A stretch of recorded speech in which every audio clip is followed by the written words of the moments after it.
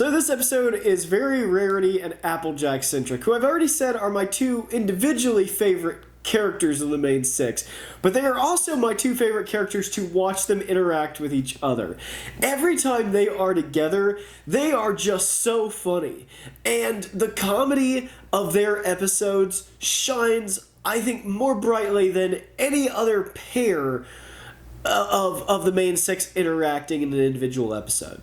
So they get caught out in a rainstorm. They've been trying to cut down branches so that when the Pegasi start this storm, it won't knock over branches and damage property. It's kind of another interesting little bit of world building because it kind of gives you an idea that, like, not only do the Pegasi have to create the weather, but also all of the other ponies have a role in making sure that weather goes off without a hitch. Again, just a nice little subtle bit of world building to it. Sort of like later on when we see that the fall leaves, the autumn leaves, do not fall off the trees unless the ponies cause it to happen. So Rarity and Applejack seek shelter in the Golden Oaks Library, which is where Twilight Sparkle lives. And I love the fact that the library is made from a tree, and Applejack, because she is not a stupid character, you know, a stupid Southerner stereotype, which as a Tennessean I appreciate that she's not a stereotype, she actually is smart enough to ask, hold on a second, is it really an intelligent idea for us to be in a tree in the middle of a lightning storm?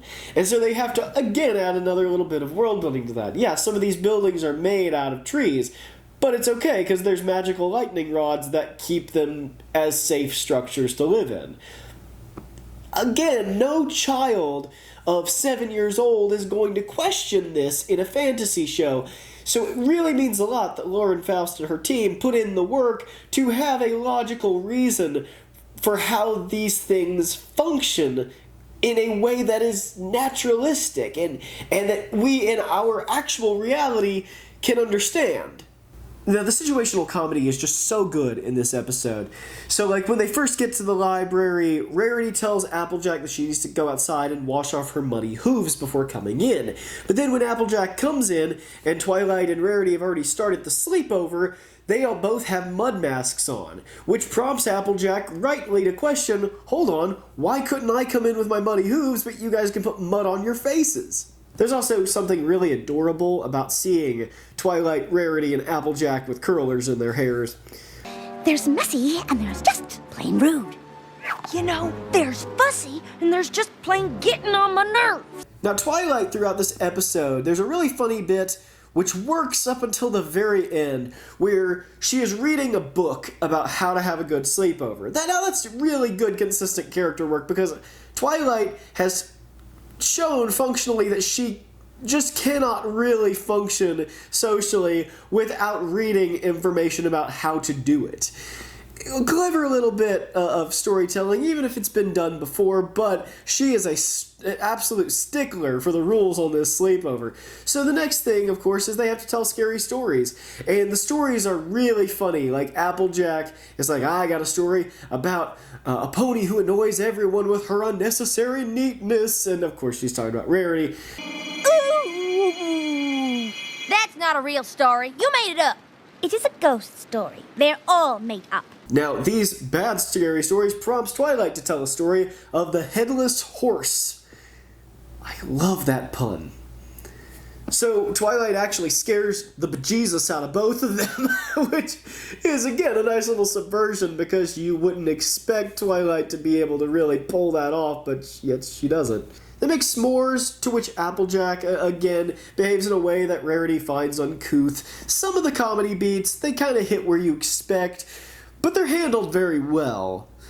And, like, when they play Truth or Dare, there's a really good moment where Applejack dares Rarity to go outside and ruin her mane in the rain, but then Rarity dares Applejack to dress up in a frou-frou frilly gown. And both of them do it. And even though there's only been 8 episodes, I remember it really did tickle me to see these two in these situations because they've just been so well handled as characters that you really... you get a sense that you've known these characters longer than you have. And that's really, really good writing. So crude. Oh! It is on. as you might imagine, the two of these girls end up having to share a bed together because comedy, you know, gotta shoehorn in some more. And it does prompt the question, which many fans of the show have asked, if Twilight just has an extra queen-size bed, king-size bed hanging around in the library, why does Spike sleep in a basket?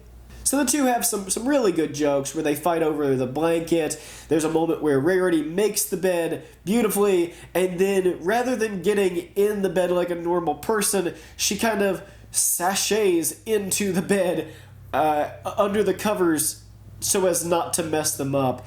It's such a good moment of comedy because it is based entirely on the character. You couldn't make Applejack or Rainbow Dash, Twilight, Pinkie, or Flutters do that joke and have it work. Same with Applejack jumping in the bed.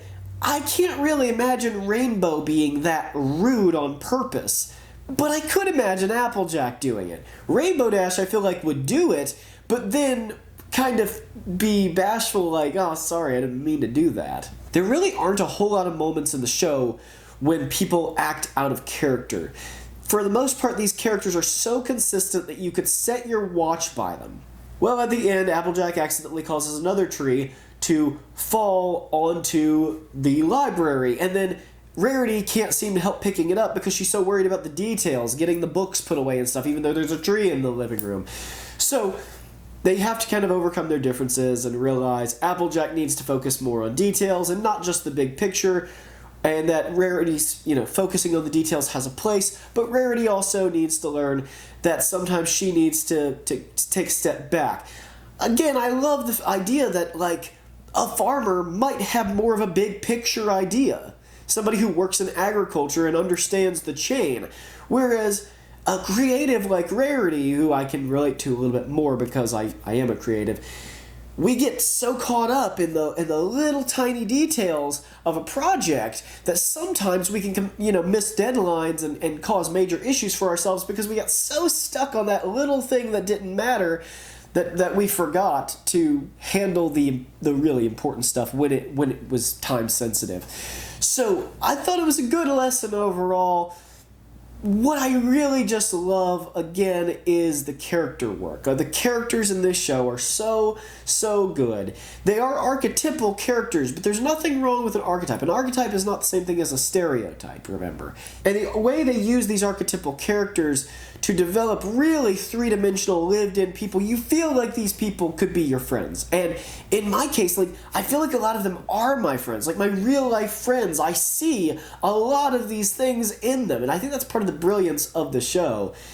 And even naming it Friendship is Magic is that you can kind of see your friends in at least one person on this show almost all the time. Like, there's almost always some sort of representation of a different type of person that you're going to meet in your journey at some point. So, this is one of my favorites of Season 1. I come back to this one a lot. I love this one. It's kind of a classic of Friendship is Magic. So, 10 out of 10 on this one. I love it. Thank you, everybody, for watching. God bless you, and I will see you in the next one.